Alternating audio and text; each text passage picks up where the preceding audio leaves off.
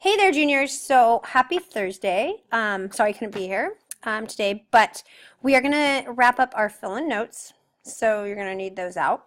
And looking at your cover sheet for homework, um, looking at the complete source skills questions 1 through 7. Again, I just want to make sure, like, when you're answering these questions, it's not a paragraph per question. The last question, 7, says to do some research. It's just very minimal research, a little Google search. So don't make it harder than what it needs to be, okay? But make sure you're reading, make sure you're highlighting, that you're annotating, that you're paying attention to what you read. Okay, so get those fill-in notes out if you don't already have them out, because we need to move on.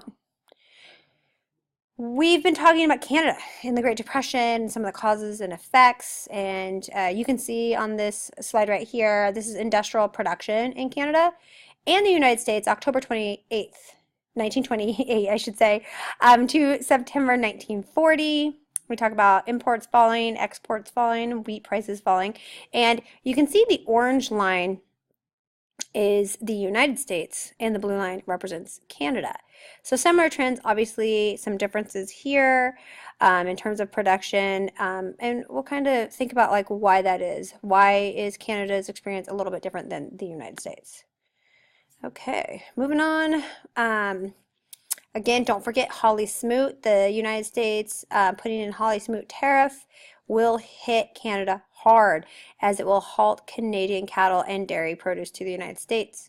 Plus, the two main export markets, the United States and Great Britain, will reduce their imports. So that's something to remember. So today we're really going to focus on the two guys that are mentioned by the IB, R.B. Bennett and, of course, Mackenzie King. So looking at R.B. Bennett, he is the Prime Minister, a Conservative Party Prime Minister of Canada from 1930 to 1935. And it's during the worst of the Great Depression that he is the Prime Minister of Canada. Bennett will try to combat the Great Depression by increasing trade within the British Empire and imposing tariffs for imports from outside the empire. And this is known as the Imperial Preference Policy. Now, again, when you impose tariffs on imports, obviously the price will go up, but it's to incentivize people to buy from within the country, and also to really buy from those who we are trading with, who we have trading partnerships with. So it's a protective measure. Conservative, he's conservative pro-business policies that will provide little relief for the unemployed.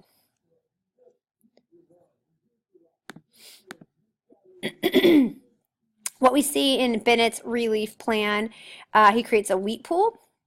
So coming together as wheat producers to try to help basically kind of stabilize the prices of wheat.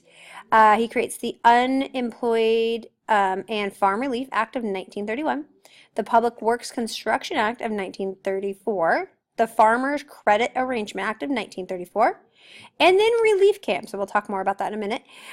Imperial preference and tariffs obviously were raised. The Ottawa Conference in 1932.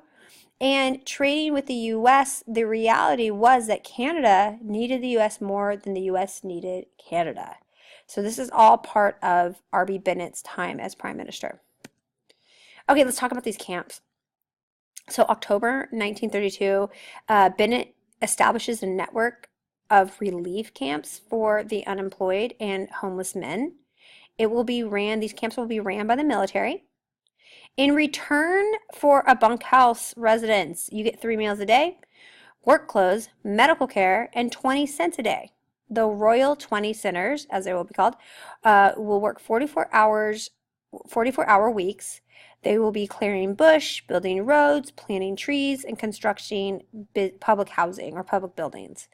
All right, so really think about, as we talk and go through some of their programs, how does this even compare to how the United States will try to come up with a plan to tackle the effects of the Great Depression? Okay, so Canadian relief camps a little bit more. Some critics argue that the federal government had established the camps in lieu of a program of work and wage increases. Conditions in the camps were absolutely abhorrent. I'm just terrible. Not only because of the low pay, but the lack of recreational facilities, isolation from family and friends, poor quality of food, and the use of military discipline to establish law and order. Communist Party leaders saw a chance to organize strikes in the camps, forming the Relief Camp Workers Union. So you have a cartoon on your paper, and this you can see so slave camps from the Communist Party Oregon. This is from a publication called The Worker in 1932. And what is the message of the cartoon? And it'll really examine this cartoon and use details and knowledge even from your reading, from what we're talking about here, to help explain your answer. And how might the source affect the reliability? Think about what the source is. If it's from a publication called The Worker in 1932, take a minute and think about it. Now, one of the things you may be kind of, as you examine it, obviously some things are pretty apparent, but right here, RCMP, okay, the Royal Canadian Mounted Police, all right, and Hunger on the Stick. So think about this cartoon. This is something you could definitely see, obviously not on the topic of Canada, but on other topics you will definitely be exposed to cartoons and the messages of it, and even looking at the reliability of the source. Okay. On to Ottawa. April 1935, after a 2-month protest in Vancouver, British Columbia, camp strikers voted to travel east to Ottawa and take their grievances to the federal government. The strikers were demanding adequate first aid in the camps, extension of the Workmen's Compensation Act to camp workers, and the repeal of Section 98 of the Criminal Code. Now, if you take a look at the margins, I've included what Section 98 was. Check it out. And lastly, they were demanding right for camp workers to vote in federal elections. Here's a picture of protesters and police clashing at one of the camps. Sometimes things could get violent. And this really kind of gets us into what is known as the Regina riots. So Bennett invited Trek leader Slim Evans to talks, and the condition that the 1,600 strikers remain in Regina, where the encampment of the Royal Canadian Military Police, or Mounted Police, sorry, waited, okay? There was a public meeting in Market Square, and this we see an announcement of breakdown in talks at this public meeting. At 8 p.m., a whistle signaled, and we see the beginning of an attack by police on the strikers. So the trekkers in a nearby stadium were detained in a makeshift prison camp.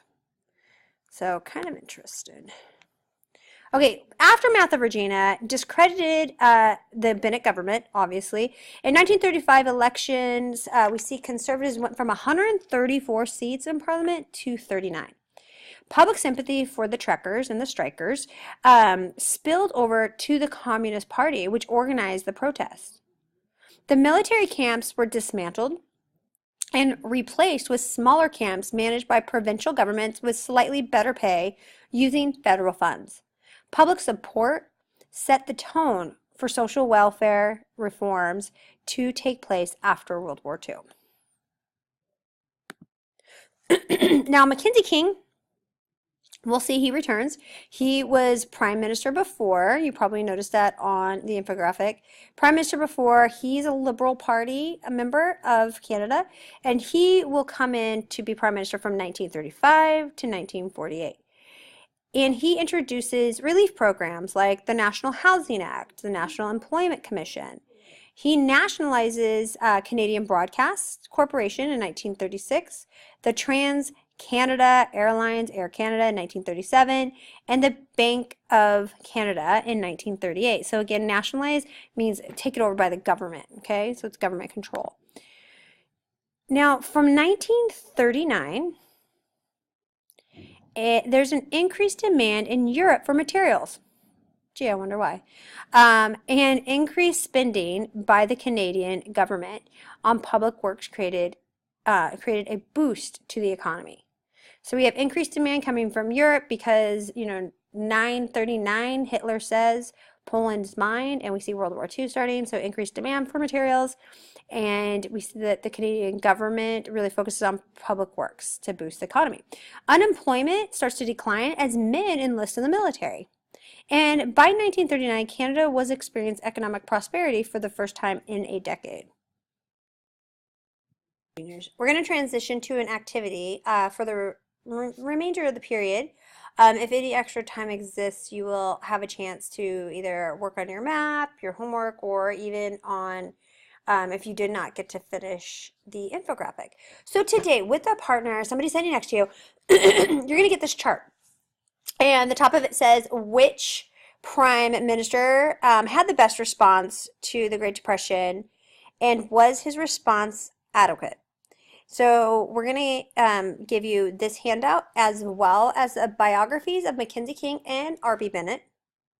And the question, the bottom line question on this handout, as you look at both of the responses in depth, remember we're trying to look at the effectiveness. What were the responses? What is the effectiveness of these responses? And really understand the differences between these two leaders. So which prime minister, in your opinion, had the best response and why? Make sure you substantiate it with some details. And then on the back side of the handout that you're going to get in just a minute, it will say compare and contrast Canada's and the United States responses to the Great Depression. Did one seem more successful? And make sure you use detail from what we've been studying from last week and this week. Okay, so you should have this handout right here, and then you'll get the biographies. Make sure you use your time effectively. Don't get off task. And complete it. Again, you have a partner so you can bounce ideas off each other, kind of help each other out, but it should be the work should be authentic. It should be your work and your words. Okay? All right. If you have any questions, feel free to email me or send me a remind, and we will be back tomorrow. Well, I'll be leaving you more directions for tomorrow. Okay? Thank you.